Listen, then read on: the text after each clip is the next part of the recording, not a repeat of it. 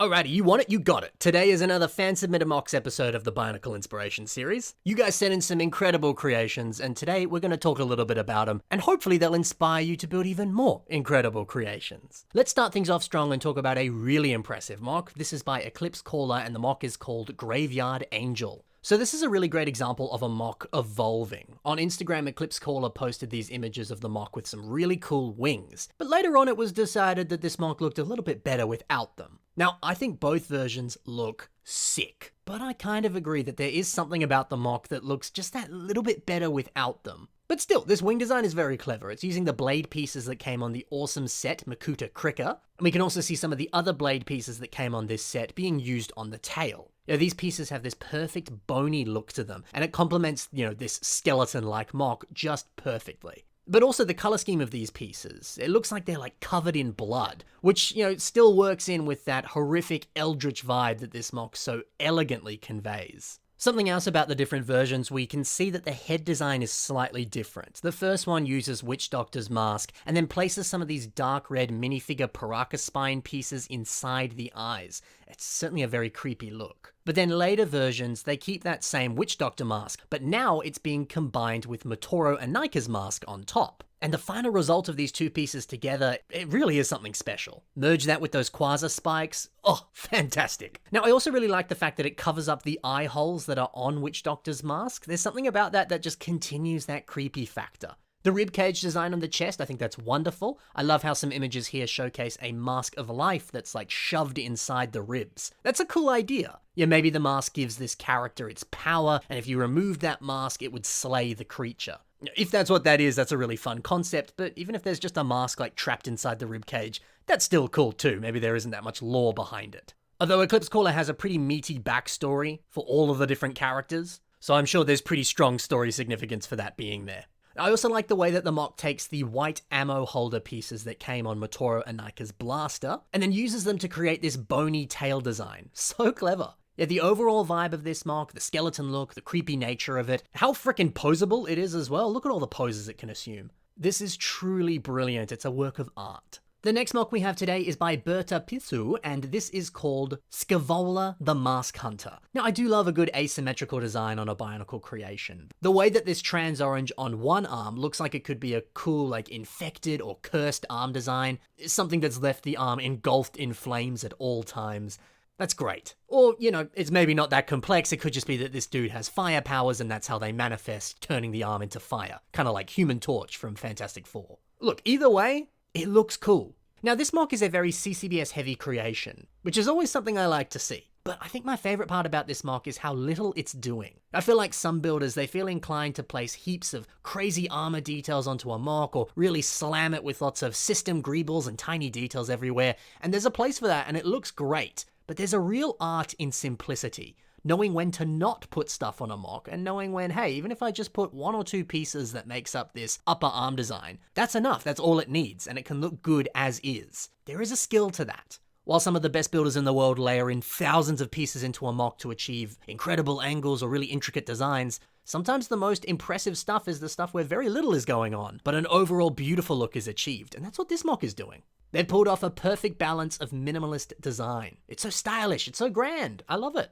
Chase Ward built our next mock, and it's called the Xerxes Fish. It's great to see a mock that's a fish. I feel like I haven't really done many aquatic underwater creatures recently, and if I have done something that's underwater, it's been a humanoid character. Yeah, gotta love something a little bit different. Now, this mouth design, I think it's the best part of this mock, using the silver spine piece that comes on Spinax, and then combining it with a jaw design that uses Takodox's blade pieces. It's some good stuff. I always enjoy the aesthetic of those crazy fish that you see that live in the deepest depths of the ocean. The ones with massive teeth or crazy appearances or physical features.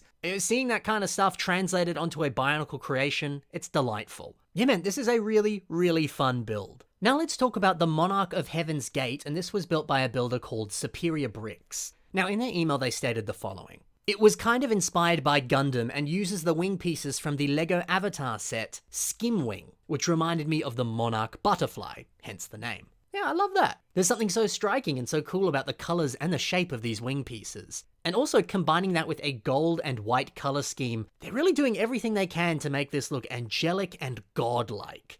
It's a winning combination. Now, another winning combination is this MOC and that stand. Put that MOC on the base there, have it pose like it's flying in the air, is beautiful. This blade is also very cool. So it uses the wing piece that came on this set, Thornax. It was a Hero Factory set. It also came on a Bionicle set, Gorast, but yeah, we'll focus on Thornax for now. But yeah, I think that is a genius way to design a LEGO sword. Especially because the sword itself is trans clear, which is always a little bit exciting, isn't it? And it fits oddly well with a, like, Heaven Guardian style build. Yeah man, two very clever uses for wing pieces on one MOC. This is exceptional. Now, over to Zarya, Toa of Iron by Alex C. Parsons. Look at that head design. Combining two Mictoran Huki masks, one on top, one below. And then in the middle between these masks, they've sandwiched this interesting piece which comes on the weapon that we see on Brain Attack Surge, and they're using that as an eye. It's just a good head design. Now, I mentioned Huki before. It's lovely to see the feet pieces that also came on the Mictoran Huki toy being used as feet on this MOC, because, I don't know, a lot of people kind of ignore that piece. It is a little bit more difficult to integrate into a MOC, so you really don't see it used all that often, but thankfully it's being used here, and it's being used here very, very well. Hey, if you have some in your collection, try and integrate them into your next MOC.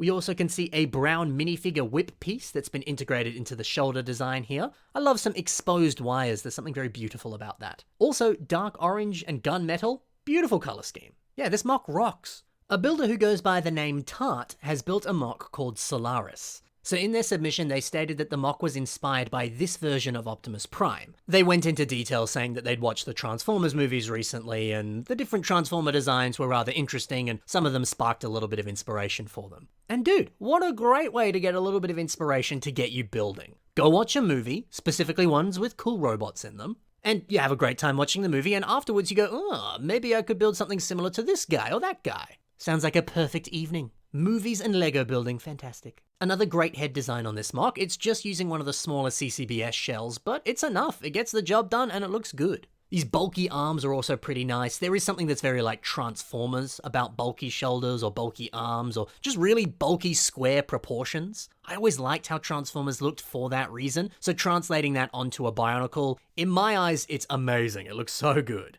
Plus the waistcoat looks great, the color scheme's good. There's a lot going on this MOC that I love. Epically Evil is our next builder, and they've built Enigma, the Entity. And these photos are fun. Look at all the different poses that they're in. Seeing them in so many dynamic shots, it's electrifying. This dude has personality, they're full of character. Oh, it's wonderful. Now check out this head design. So it's just using Gelu's mask, but if we look at this photo here which removes all the armor, we can see that underneath there was one singular trans-red Baraki eye. And I like how that pairs up with the mask because Gelu's mask of course had that open exposed area where you could see the face underneath. So in this case you can see the red eye underneath.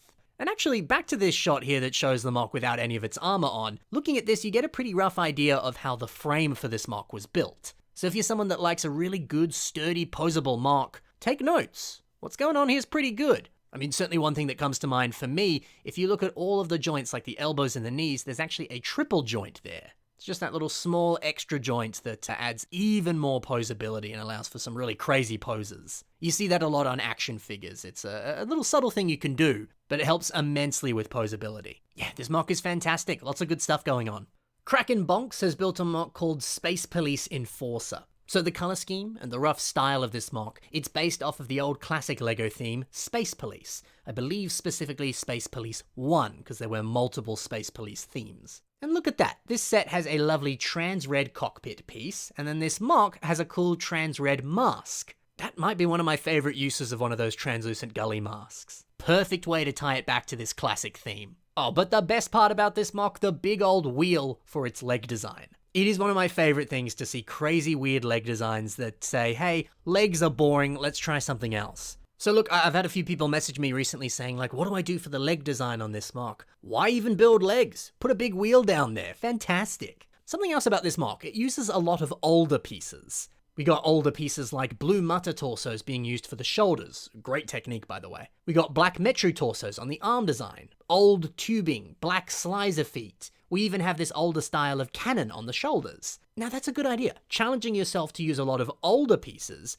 as a way of emulating an older theme, much like this MOC is doing. You sometimes see people do that with Bionicle stuff as well, really just trying to use pieces from like, I don't know, 2001 to 2003, for example. There's a specific challenge in having to do that. Because you got a lot of modern pieces which make building so much easier. What can you do with older pieces where there might be a few more limitations? And sometimes a good bit of limitation can actually let your creativity flow even more easily. Maybe you could give it a go. Or do the opposite and only use newer pieces. Yeah, whatever. Now finally, Timeline 15 has built Inigo. Oh, heck yeah, olive green. Such a pretty color, and using it in the context of a cool bug dude, even better.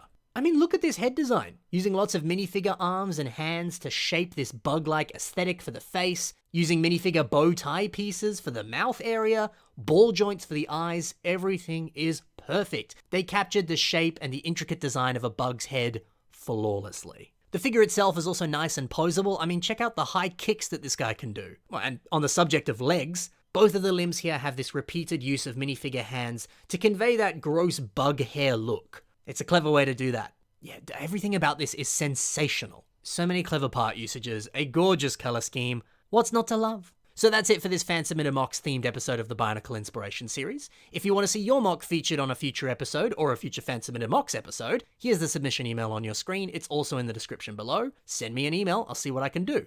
Also in the description below are links to the mocks that I featured today. Not every single one will have a link. Some people, when they send in their mock, they don't have social media for me to link to, but others do have a link, so be sure to check that out and let these people know what you think of their phenomenal builds. Anyway, thanks for watching, happy building, and bye for now.